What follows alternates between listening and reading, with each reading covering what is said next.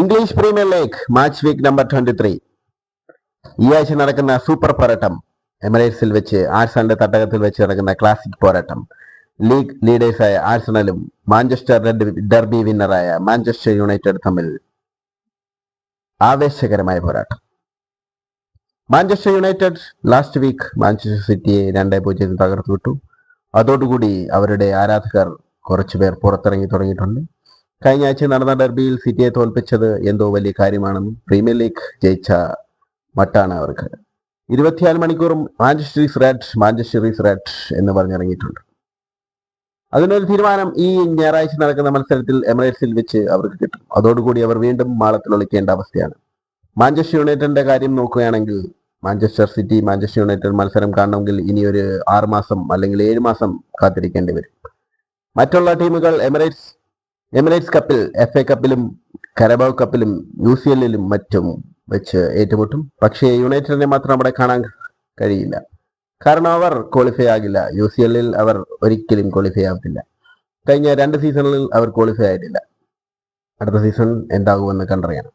FA കപ്പിലാകട്ടെ ആദ്യ മത്സരങ്ങളിൽ തന്നെ ഏതോ പേര് പോലും അറിയാത്ത ടീമുകളുമായി തോറ്റ് പുറത്താകുന്ന കാഴ്ചയാണ് നമ്മൾ കാണുന്നത്. അതുപോലെ തന്നെ കരബാവ് കപ്പിലും അതേ അവസ്ഥ. ഇനി അവരെ കിട്ടണമെങ്കിൽ സിറ്റി 6 മാസം അല്ലെങ്കിൽ 7 മാസം കാത്തിരിക്കണം. അടുത്ത പ്രീമിയർ ലീഗ് സീസൺ വരെ നോക്കിയിരിക്കണം. അല്ലെങ്കിൽ വല്ല ഫ്രണ്ട്ലി മാച്ച് അറേഞ്ച് ചെയ്താൽ മാത്രം അവരെ കിട്ടും. എന്ത് ചെയ്യാനാണ്? മാഞ്ചസ്റ്റർ ഈസ് റെഡ് ഈ ആഴ്ച അങ്ങനെ തുടരും. അത് ഈ ആഴ്ച ആഴ്സണൽ ആ ഒരു ജയവിളിക്ക് തീരുമാനമാക്കി കൊടുക്കും. ഒരു 2-0 എമിറേറ്റ്സിൽ ഇട്ട് യുണൈറ്റഡിനെ തീർക്കും. ഓക്കെ, അടുത്ത മത്സരങ്ങളിലേക്ക് വന്നു കഴിഞ്ഞാൽ സിറ്റിയുടെ കാര്യം ഇപ്പോൾ കഷ്ടത്തിലാണ്. യുണൈറ്റഡ് തോപ്പിച്ചു, ബോഡോ ക്ലിംറ്റ് UCL തോപ്പിച്ചു. സിറ്റിയുടെയും പെപ്പിന്റെയും തന്ത്രങ്ങൾ പാളുന്നു. ഡിഫൻസിലാണ് അവർക്ക് ഏറ്റവും കൂടുതൽ തിരിച്ചടി നേരിടുന്നത്. മിഡിൽ നേരിടുന്ന മിസ്റ്റേക്സ്, ഫോർഡന്റെ ഹോം ഔട്ട്, ചെർക്കിയുടെ മാജിക് കാണാനില്ല. സിറ്റിയെ ഇതെല്ലാം നല്ലപോലെ ബാധിക്കുന്നുണ്ട്.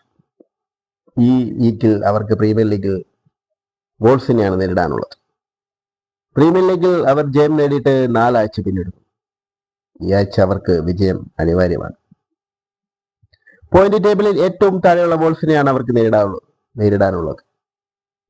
ഈ മത്സരം കൂടി തോറ്റാൽ സിറ്റി പ്രീമിയർ ലീഗിൽ നിന്നും, കിരീട സ്വപ്നങ്ങളിൽ നിന്നും അവർക്ക് പിന്നോട്ട് പോകാം. മറിച്ച് വിജയം നേടിയാൽ ഒരു ചാൻസ്. സിറ്റി തോറ്റാൽ ആഴ്സണലിന്റെ കാര്യങ്ങൾ എളുപ്പം. സിറ്റിയുടെ പ്രതീക്ഷകൾ അവസാനിക്കും. എന്താണെന്ന് കണ്ടറിയണം.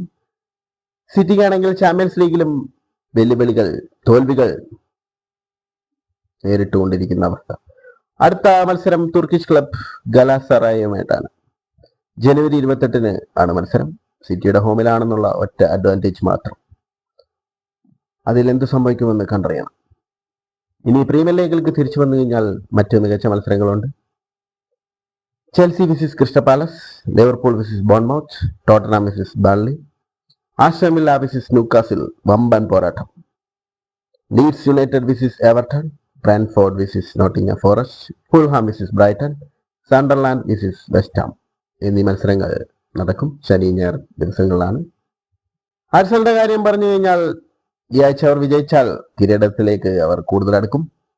UCL 1-ാം സ്ഥാനം, പ്രീമിയർ ലീഗിൽ 1-ാം സ്ഥാനം. കരബാവ് കപ്പിന്റെ ഫൈനൽ ഏകദേശം ഉറപ്പിച്ചു. ചെൽസിയെ 3-2 തോൽപ്പിച്ചു. ആദ്യ പാദം, 2-ാം പാദം അവരുടെ ഹോമിൽ വെച്ച് നടക്കും. അതും ജയിക്കാൻ സാധ്യത. അങ്ങനെയാണെങ്കിൽ അവർ ഫൈനലിൽ. FA കപ്പിൽ സെമിയിലേക്കുള്ള ദൂരം കുറഞ്ഞു വരുന്നു. ഇത്തവണ 4 കപ്പും തൂക്കിയാലും അതിശയമൊന്നുമില്ല. അവർ അർഹിക്കുന്നുണ്ട്. അത്രയ്ക്ക് മനോഹരമായ ഫുട്ബോളാണ് അവർ കാഴ്ചവെക്കുന്നത്. എന്തായാലും ഈ ആഴ്ചത്തെ വിശേഷങ്ങൾ ഇതൊക്കെയാണ്. ആഴ്സണൽ വിസിസ് മാഞ്ചസ്റ്റർ യുണൈറ്റഡ് തോൽവി കഴിയുമ്പോൾ ഞാൻ വീണ്ടും എത്തും ഒരു വീഡിയോയുമായി. തോൽവി ആഘോഷിക്കാൻ. മാഞ്ചസ്റ്റർ റെഡ് ആ ഒരു ഡയലോഗിന് ശമനം. അതാണ് എൻ്റെ ആഗ്രഹം. അപ്പോൾ ഇതൊക്കെയാണ് ഈ ആഴ്ചത്തെ ഫുട്ബോൾ വിശേഷങ്ങൾ. കൂടുതൽ വീഡിയോസുമായി ഞാൻ വീണ്ടും എത്തും. അതുവരെ നന്ദി, നമസ്കാരം.